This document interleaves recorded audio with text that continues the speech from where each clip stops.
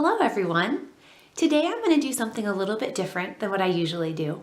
And instead of making a card, I decided to show you the inside of my supply boxes. This way you can see everything that I have and everything that I don't have. And hopefully it'll give you some storage ideas and help you to see how little you actually need to be able to come up with a large variety of design.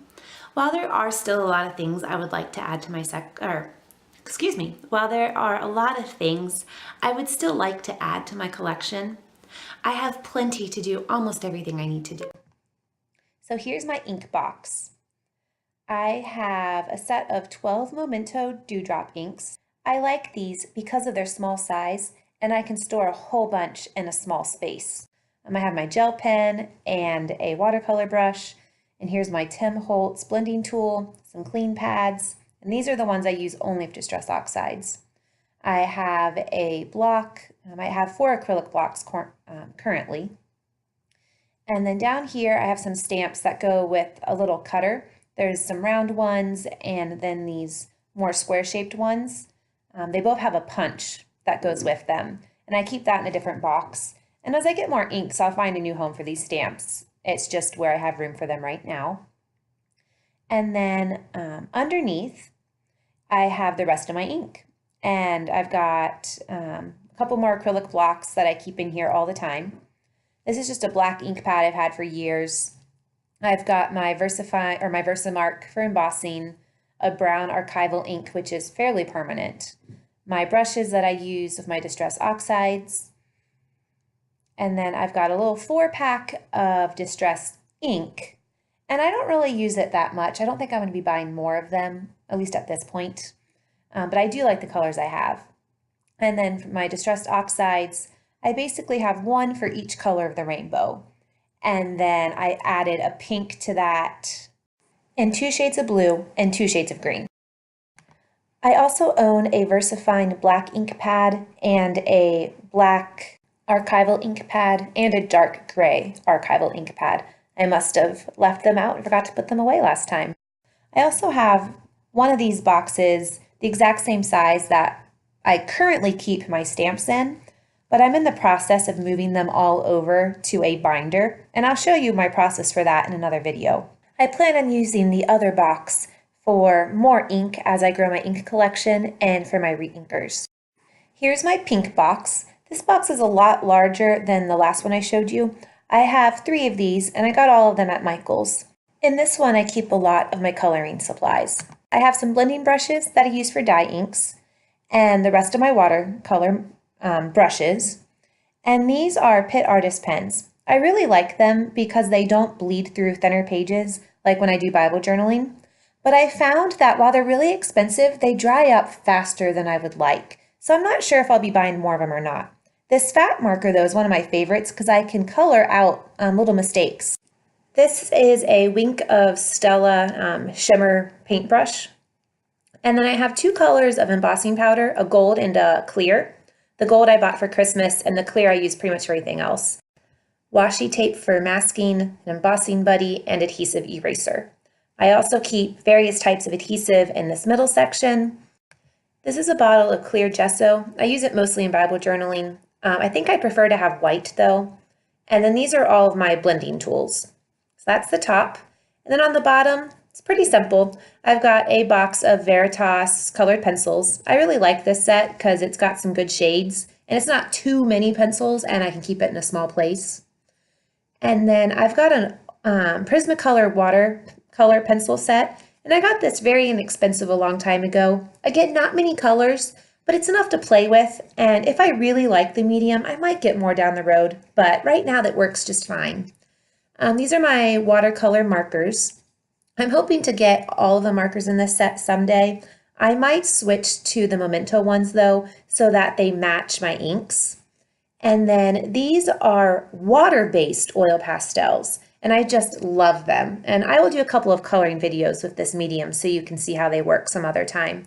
But you can color them with them and then they blend out beautifully. And these are my Spectrum Noir alcohol markers. And they come in sets of 6, and I believe I bought all 12 of those, were actually gifted to me as a Christmas present this year. The markers have two ends, a bullet end and a chisel end, which is just really nice when you're working to have the two different options. On this paper, I have swatched out every color I own, and you can see that I'm missing a lot of the greens. And these markers come in several add-on sets of 24. There's 4 or 5 more sets, and I'm hoping to get a couple of them, especially to fill out my greens and oranges. So that's the end of my pink box. Now I'm going to pull out my turquoise one, and this one has kind of some random stuff, embellishments and papers. At the top here, I have a whole pile of Trevini Craft brand adhesive dots and pearls. My mother-in-law picked these up for me super cheap at a stamp show that she went to, and I've really enjoyed using them up. And I had some gold ones left over from Christmas, and then I've got some baker's twine that has some gold mixed into it, and some iridescent shimmer paint that came free in a stamp set that I bought. I've not tried it yet. I have my star punch and my corner punch. I use that corner punch almost daily. These are 2 Stampin' Up! Paper punches, and they go with the stamp set that I showed you that I have with my inks, and it cuts out the 2 different shapes. That's the smaller one for the circle stamps, and then this larger one is a flower, and it actually does 3 different shapes. And it's kind of fun that I'll slide it through here. There's 1, 2, 3. And that's kind of fun to use. And this is something I think my mother-in-law doesn't use it anymore, and so she passed it on to me. So I didn't buy any of these things myself. The same thing with these Nuevo dots. I really enjoy using them, and I'm going to use them till I use them up. My mother-in-law got them for the kids, and I ended up liking them a lot and used them too. And then some Steckles bottles. I just have 1 set of 3 that I had bought. This is my Artist Loft watercolor palette, and I'm pretty good at color theory and mixing colors, but I thought it'd be nice just to try something simple that had a whole lot to begin with. And I don't like this set as much as I thought I would because the colors dry a little bit chalky and you can kind of rub them off. But they have really nice colors, and I have had fun with this set, and I will use it up before I buy anything else. Here's a piece of craft foam. This is the main thing I use for dimensionals. And then underneath that, I've got a couple sets of Recollections paper from Michaels. I have a gray set and a brown set, and then some gold paper that's left over from Christmas. More of the craft foam. I don't like to waste anything, and so these are my scraps from cutting out shapes for Christmas to raise. This is a Distress Resist spray, and I use this with my stencils sometimes, so that's why it's in this box. And I have all my stencils in here, and a compass, and a couple of rulers. And then I have this set of stickers that just have some names of God. It's a nice set that I liked. I'll probably put them in my Bible or in a card for someone someday. And then all the different stencils I have, they're all varying brands, just some fun patterns that I like. My daughter's wanting to get at some of my other stencils there. I really like some of these flower ones, and this one specifically with the pipes. I love using with my sons for birthday cards.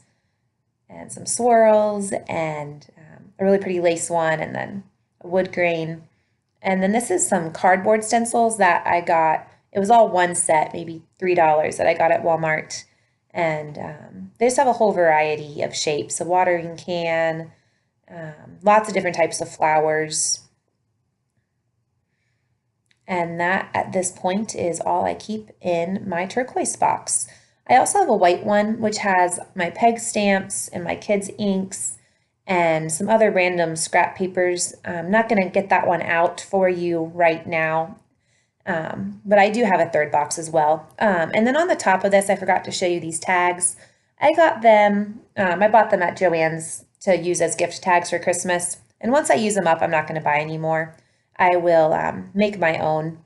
And then I have some foam adhesives that I was given, and I'll use those up, and I'll buy more after that. So real quick, I think I'll also show you how I store my die cuts. I'm going to be getting a second box at some point because I discovered the shorter platform for my die cut machine fits in this box. And so does my plates and the tools. And so that'll be really nice to have all together. Here are a couple of sets that I don't have a magnetic sheet for yet. I currently have 6 magnetic sheets and I've used them all up. And I also have all my embossing folders that I just pulled out a second ago. And then these are those magnetic sheets. And you can see when you turn it over, it sticks and your die cuts don't fall off.